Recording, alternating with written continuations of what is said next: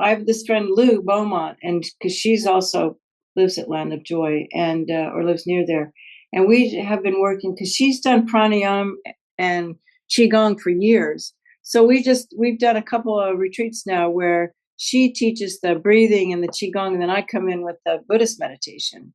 And afterwards, so it's like she primes people up. We just doing very simple secular work. Like we just did a retreat on loving kindness. But people once you see, because people's prana or chi, whatever you want to call it, is so shut down that if they try to do something like Tonlin or loving kindness meditation, it's just here. It's like we're cut here, we're cut off here. And so what Lou and I are working on is how we get it into the whole body, because the Dalai Lama says there's two things you can feel with your whole body. One of them's love and one of them's emptiness. And I just, that was so profound to me, because what are the two aspects of Tibetan Buddhism? The two wings of the bird. We have compassion and wisdom. Well, isn't that interesting that compassion you feel with your whole body? So if I can help people to feel loving kindness and compassion with their whole body, then it's much easier to move into letting go of the self. But another thing, the Dalai Lama, a long time ago, I remember he said, this is like teachings I had from him in 82. I'll never forget it. He said, you can't go from wrong concept to no concept. You have to go from wrong concept to right concept to no concept. So I believe even with our bodies, we can't go from, I think he was talking about not just the teachings on emptiness, but the experience of it. So if you have a body that's like locked in concrete from its own inability to feel its feelings because it's too painful, then you're not going to be able to experience loving kindness, and you're not going to be able to experience emptiness. So the first thing we need to do is unlock all of our emotional baggage, and to a certain extent, Buddhism can help you do that, with meditations on the four measurables and, loving kindness.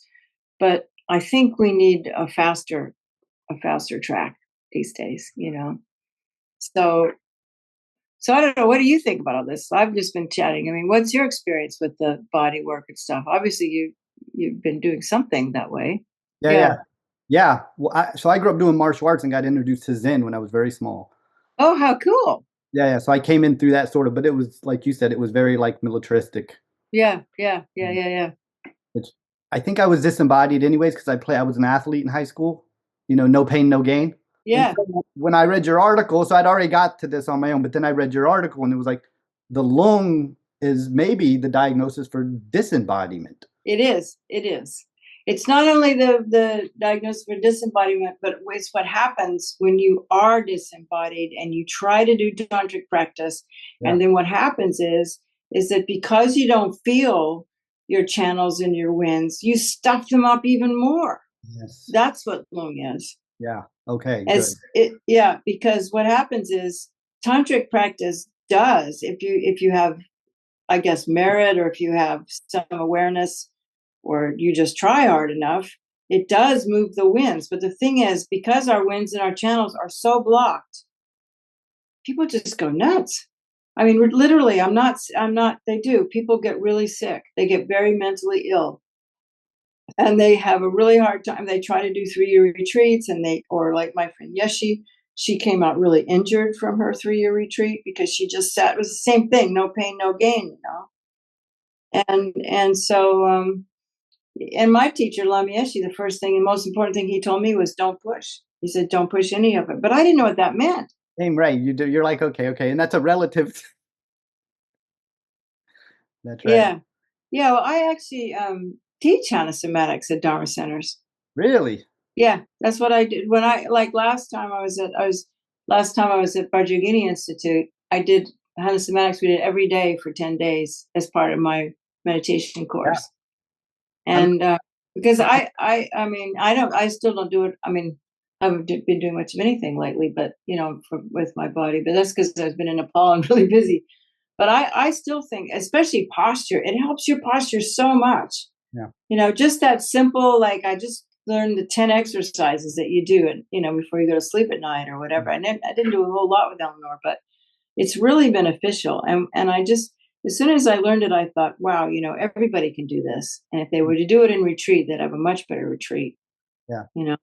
Because I think it's even better than yoga because it works with, I can't remember what she said, but the part of your brain, I can't remember the what's Oh that yeah. word they say? There's a word starts with a P they talk about. I can't think of it at the moment, but that he coined, I think.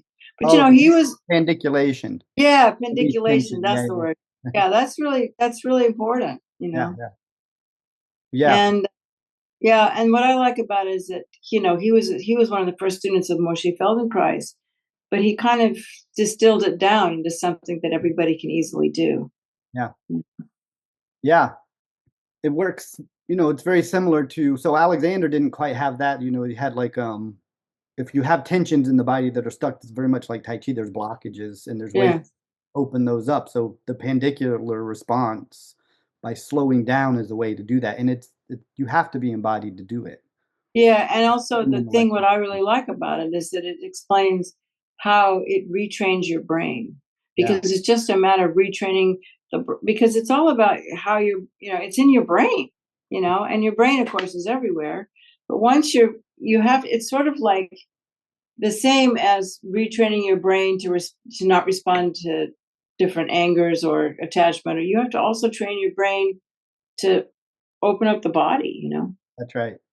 So this is really interesting. So I heard some of your talks and teachings, and you're really one of the first people I've heard that talk so clearly on this. Um, so coming in from Tai Chi or the internal arts like Neigong, so like there's you can just do the external movements, but the internal principles of Tai Chi or Qigong are really what I'm interested. So you can basically boil it down to like you have an intention, and then you develop some sort of, so if you're working internally, you'll develop like a some sort of internal picture to work with. So like Chimin Chang said, you know, Tai Chi is like swimming on earth. Right, cool. You imagine you're in the water and you go to move, and what that does is, it provides resistance. And as it provides resistance, your body has to move in a connected way.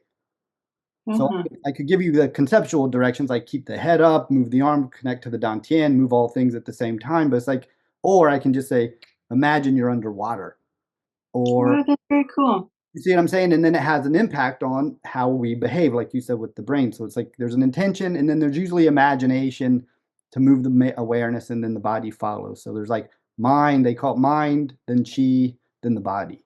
So the mind moves the energy moves the body, Yeah, right? And so I think we have right, similar. right. I mean, in tantra is the same. That's right. And so, but it's just a little more complicated, but essentially it's the same. So instead of moving like underwater, we're becoming the deity or working with the channels, but it's essentially the same. You have an intention, and then there's an imaginative quality. Exactly. And slowly, slowly, the imagination becomes more real, more physical, I guess you'd say. Yeah. Yeah. And so you were saying that it was really interesting because you were talking about refuge, but then we talk about things like loving kindness. So it's one thing to, we can have an experience. We've all been underwater, moving Mm. water. But then we talk about things like more abstract, like compassion or refuge or channels and winds, even. It's like, well, it's hard to build those visualizations right off the bat. It's going to take a little more work because, or do we have things that like we're just because maybe the lamas and stuff haven't quite taught us those things? Maybe from your experience, you already have those images or things that we can begin to work with. Well, for me, I do have to accept that different people have different modes of being. And I think people like you and me, we're more feeling body types. And I tend to think everybody actually is. I mean, everybody has a body.